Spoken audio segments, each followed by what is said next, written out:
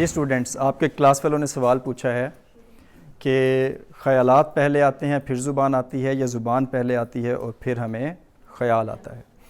تو میری جو انڈرسٹینڈنگ ہے اس حوالے سے، جو میرا نالج ہے ابھی تک اس کے جو میں انالائز کر سکا ہوں، میرے خیال میں جو خیال ہے وہ ہمیں آتا ہے، لیکن خیال کا جو تعلق ہے اس کا تعلق ہمارے علم سے ہے، ہمارے نالج سے ہے اور ایکسپوجر سے ہے، جسے ہم تجربہ بھی کہتے ہیں. تو جتنا کسی انسان کا نالج زیادہ ہوتا ہے، علم زیادہ ہوتا ہے، اتنے ہی اس کے ذہن میں خیالات زیادہ ہوتے ہیں. اور جب میں نالج کا بات کرتا ہوں تو نالج کا مطلب صرف یہ نہیں کہ ہم کتابوں سے پڑھ کے جو نالج حاصل کرتے ہیں، جو زندگی کے مختلف ایکسپیرینسز سے گزر کے، جو ہم تجربے سے جو گزر کے جو نالج حاصل کرتے ہیں، وہ بھی نالج ہی ہوتا ہے. تو جب ہم چیزوں کو مختلف زیادہ بڑے پیمانے پہ دیکھتے ہیں، پڑھتے ہیں، زیادہ ایکسپیرینسز سے گزرتے ہیں، تو ہمارے ذہن میں نئے نئے خیالات آتے ہیں. اب اس خیالات کو ہم نے کنکریٹ فارم میں یا ہم اپنا خیال اس کو کیسے بنا سکتے ہیں، تو اس کے لیے ایک ضروری ایلیمنٹ جو ہے وہ ہماری انالیٹیکل اور کرٹیکل ایبیلٹی ہے. تو صرف پڑھ لینا ہی کافی نہیں ہوتا، پڑھنے کے بعد چیزوں کو انالائز کرنا اور اپنے کسی نتیجے پہ پہنچنا. اور شاید لرننگ کا جو ہم فارمل ایجوکیشن حاصل کرتے ہیں، اس کا سب سے بڑا پرپز ہی یہی ہوتا ہے کہ صرف پیپر پاس کر لینا، ایگزام پاس کر لینا اس کا مطلب، اس کا پرپز نہیں ہوتا. اس کا مقصد یہ ہے کہ جو بھی ہم زندگی میں چیزیں سیکھیں، چاہے کتاب سے سیکھیں چاہے تجربے سے، ہم اس کو کرٹیکلی انالائز کر کے پھر اپنا ایک نتیجہ نکالیں. اور جو ہم نتیجہ نکالتے ہیں وہ ایک خیال ہوتا ہے. جو دنیا میں بڑے بڑے فلاسفرز ہیں وہ بھی تو اپنے خیالات ہی پیش کرتے ہیں نا. تو خیالات وہ ہوتے ہیں جو کہ وہ کنکلوژنز، نتائج ڈرا کرتے ہیں، کنکلوژنز، نتائج کو اخذ کرتے ہیں اپنے علم کے بنیاد پر اور اپنے تجربے کی بنیاد پر، اور وہ اس کے بیس پہ اپنا ایک پرسپیکٹو، نقطہ نظر پیش کر دیتے ہیں.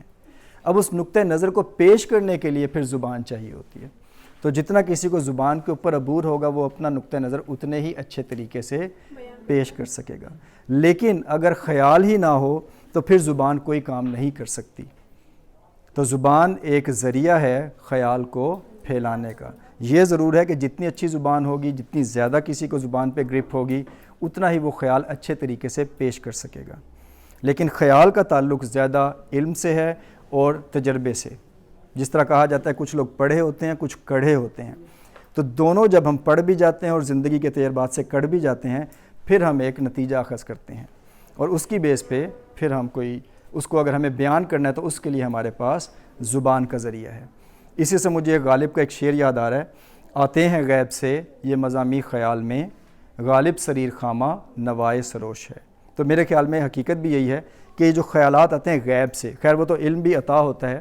تو علم کے حوالے سے ایک تو یہ بکش نالج ہے، کتابوں کا جو ہم پڑھتے ہیں، لیکن اس سے بڑھ کے جو علم ہوتا ہے کہ ہم کیسے چیزوں کو انالیٹیکلی، اس کا ایک پروسیس تو ہے نو ڈاؤٹ، لیکن اس کا تعلق عطا سے بھی ہے کہ وہ نالج بھی ہر کسی کو نہیں ملتا.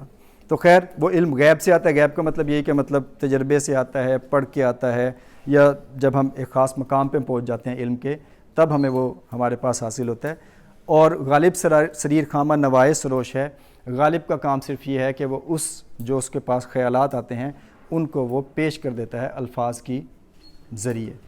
تو عام زندگی میں بھی ایسے ہی ہوتا ہے. تو جتنا آپ کا نالج بڑھتا جائے گا، اتنے آپ کے مائنڈ میں خیالات آتے جائیں گے.